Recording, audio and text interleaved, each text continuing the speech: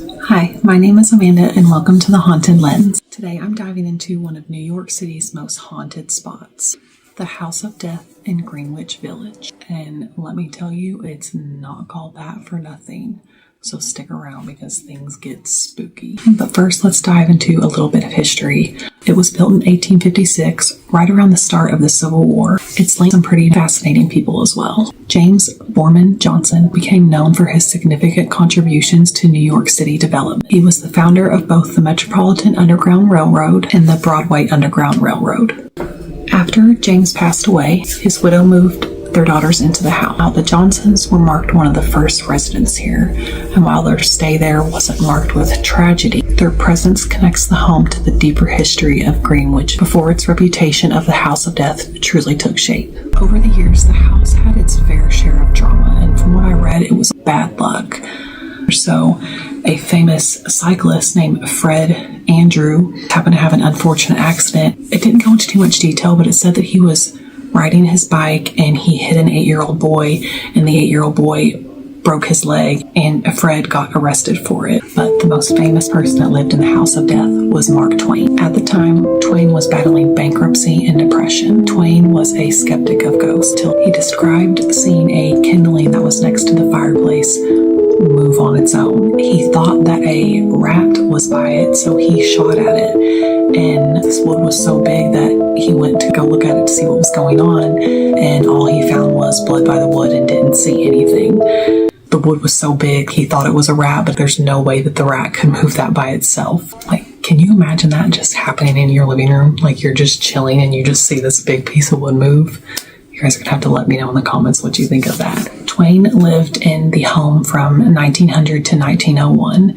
Since he was going through such a hard time while he lived there, people have said that they see him in a suit at the end of the stairwell or on the first floor, but he has a sad look on his face. But Mark Twain isn't the only one that people say haunts this place. There is said to be 22 spirits in this home.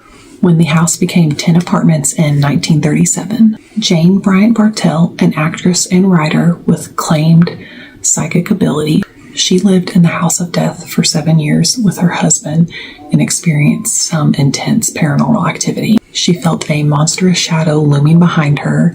She said she felt like icy hands touch the back of her neck, but she obviously couldn't see them, and even smelled rotting odors. Jane said she also saw items moving on their own and low growling voices. Bartell believed that the many spirits that were there were buried under the building. Paranormal investigators and residents have reported sightings from a ghostly cat to a woman in white, Mark Twain himself. But a resident in the 1930s reported to see Mark Twain, who reportedly said, "My name is Clemens. I has a problem here. I gotta settle." This part was very curious about it because he said that he was dealing with bankruptcy and fighting depression, so it kind of makes me wonder what things he had to tie up there. Bartell wrote about her experiences in her book, Spindrift, Spray from a Psychic Seat. If you were living in an apartment like that, what would you do? Would you stay or would you pack your bags and be like, no, I'm out? You'll have to let me know in the comments because I am so curious. I feel like I would probably stay. If I felt safe, if it didn't get too crazy, I would stay. But that's just me because I'd be like, let's just vibe together and just talk to Mark Twain. So that's the story of the House of Death. But if you would like to hear more stories on the history of spooky hauntings, just like and subscribe and hit the bell and we'll just go down this rabbit hole together.